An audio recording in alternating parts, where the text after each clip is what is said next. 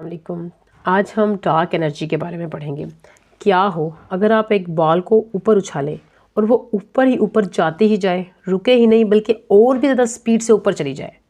بالکل ایسا ہی ایسٹرونومرز کو دیکھنے کو ملا جب 1998 میں انہیں پتہ چلا کہ سکڑنے کے بجائے ہماری کائنات پھیل رہی ہے اور بہت زیادہ تیز رفتاری سے، اتنی گریوٹی کے باوجود ہر سیکنڈ پھیل رہی ہے، جبکہ ڈارک میٹر لگاتار گلیکسیز کو جوڑنے میں لگا ہوا ہے، ایک ویب کی طرح۔ ہر لمحہ یہ کائنات کیوں پھیل رہی ہے؟ اس کے لیے ہمارے پاس ایک تھیوری موجود ہے۔ There is something invisible all around you. Even though you never seen it, it make up 70% of the universe. It called dark energy. 20 سال پہلے ایسٹرونومرز نے سپر نووا کو دیکھ کر یہ اندازہ لگایا کہ کائنات صرف پھیل نہیں رہی بلکہ بہت سپیڈ سے ریڈ زون کی طرف شفٹ ہو رہی ہے، یعنی کہ پھیل رہی ہے۔ ایسٹرونومرز یہ جانتے تھے کہ بگ بینگ کے بعد یونیورس پر دو قوتیں اثر انداز ہو رہی ہیں، ایک ایکسپینڈنگ کی فورس جو کہ بگ بینگ کی وجہ سے وجود میں آئی، اور دوسری گریوٹی کی فورس جو گلیکسیز کو اکٹھا کرنے اور جوڑنے کا کام کر رہی ہے۔ اب ان کے مطابق ایکسپینڈنگ کی فورس کو وقت کے ساتھ ساتھ کم ہونا چاہیے تھا اور گریوٹی اس پر حاوی ہو جاتی اور دوبارہ کائنات اسی نقطے پر آ کر گریوٹی کی وجہ سے ختم ہو جانی چاہیے۔ اس کو کہتے ہیں بگ کرنچ۔ لیکن اس تحقیق کے بعد ریسرچرز نے دیکھا کہ کائنات تو اور بھی تیز رفتاری سے بڑھنا شروع ہو گئی ہے۔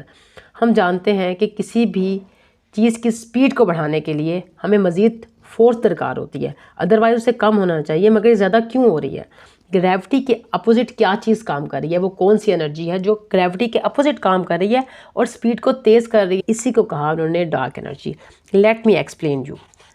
ہمارے ارد گرد کائنات میں ہر چیز جو ہمیں آنکھوں سے نظر آتی ہے میٹر سے بنی ہے، ایون کہ گیسز اینڈ ایٹماسفیئر، کیونکہ ہم ان کی موجودگی کو ثابت کر سکتے ہیں۔ مگر یہ کائنات کا صرف 4% ہے، باقی 24% ڈارک میٹر ہے۔ اس کے علاوہ 74% ڈارک انرجی ہے۔ یہ ایسی پراسرار طاقت ہے جو کائنات کو مسلسل پھیلا رہی ہے۔ یہ کہاں سے آتی ہے؟ 1929 میں ہبل نے یہ آبزرو کیا تھا کہ کائنات پھیل رہی ہے۔ اس سے پہلے 1915 میں theory of relativity the Einstein نے، ان کے مطابق یونیورس اسٹیٹک تھی۔ پھر 1913 میں فرڈز وکی نے کئی سو گلیکسیز کی حرکت کو آبزرو کر کے یہ بتایا کہ کسی بھی گلیکسیز کی گھومنے کی رفتار اس کے میس پر ڈیپینڈ کرتی ہے۔ جس کا میس زیادہ ہوگا اس کی رفتار زیادہ ہوگی، کیونکہ ان پر گریوٹی کا اثر زیادہ ہوگا۔ مگر کیلکولیشن سے یہ ثابت ہوا کہ میس تو بہت کم ہے مگر گھومنے کی رفتار بہت زیادہ ہے، جس سے دریافت ہوا ڈارک میٹر، جو ہمیں نظر تو نہیں آتا اور الیکٹرو میگنیٹک ویوز بھی خارج نہیں کرتا، مگر لائٹ اس کے اوپر آ کر بینٹ ہو جاتی ہے تو ہم محسوس کر سکتے ہیں، کیونکہ لائٹ بینٹ ہو رہی ہے، ریفلیکٹ نہیں ہو رہی، اس لیے ہم ڈارک میٹر کو دیکھ نہیں سکتے۔ گریوٹی کا اثر کم ہونا چاہیے تھا تھیوری آف ریلیٹیوٹی کے مطابق، قریب کی چیزوں کو تیزی سے اور دور کی چیزوں کو آہستہ سے گھومنا چاہیے گا، ایسا نہیں ہوا۔ ڈارک میٹر ایک جال کی طرح گلیکسیز کو جوڑ کر رکھتا ہے، جہاں یہ موجود نہیں ہوتا گلیکسیز بھی وہاں موجود نہیں ہوتی۔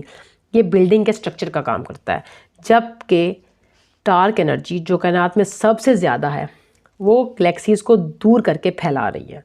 شروعات میں کائنات میں زیادہ فورس آف گریوٹی موجود تھی، اس وجہ سے تعداد میں زیادہ ہونے کی وجہ سے کائنات تیزی سے پھیل نہیں رہی تھی، گلیکسیز بن رہی تھیں، گلیکسیز کا بننا شروع ہوا اور ڈارک میٹر کا اثر کم ہونا شروع ہوا آہستہ آہستہ، اور ڈارک انرجی نے کائنات کو پھیلانا شروع کیا، اور آج ڈارک انرجی تقریباً 74% ہے، اور وقت گزرنے کے ساتھ ساتھ ڈارک انرجی اور بھی زیادہ پھیلتی چلی جائے گی، ایون کہ اتنی سپیڈ تیز ہو جائے گی کہ ہر سیکنڈ میں کائنات ڈبل ہو جائے گی۔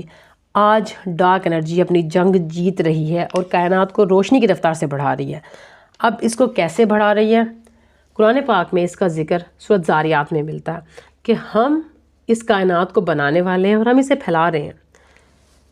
گریوٹی کے اپوزٹ جو چیز کام کرتی ہے وہ کیا ہے، وہ کیا قوت ہے؟ قرآن پاک میں 2 جگہ اس کا ذکر ملتا ہے۔ سورۃ لقمان میں آیت نمبر 10 میں اس نے آسمان کو بغیر ستونوں کے پیدا کیا، اور سورۃ رعد میں اللہ نے آسمان کو ان ستونوں کے بغیر پیدا کیا جس کو تم دیکھ نہیں سکتے۔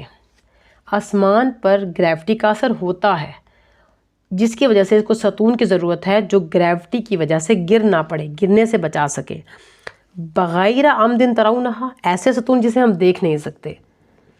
تو قرآن پاک میں بیسیکلی اللہ تعالیٰ بتا رہے ہیں سورۃ الرحمن ہم نے آسمان کو بلند کیا اور اس میں توازن بھی قائم کیا۔ سورۃ کہف تو کیا انہوں نے نظر اٹھا کر آسمان کی طرف نہیں دیکھا کہ ہم نے اسے کیسے بنایا اور اسے سنوارا، اس میں کوئی شگاف بھی نہیں ہے، اور پھر فرمایا وہ روکے ہوئے آسمان کو کہ وہ گر نہ پڑے۔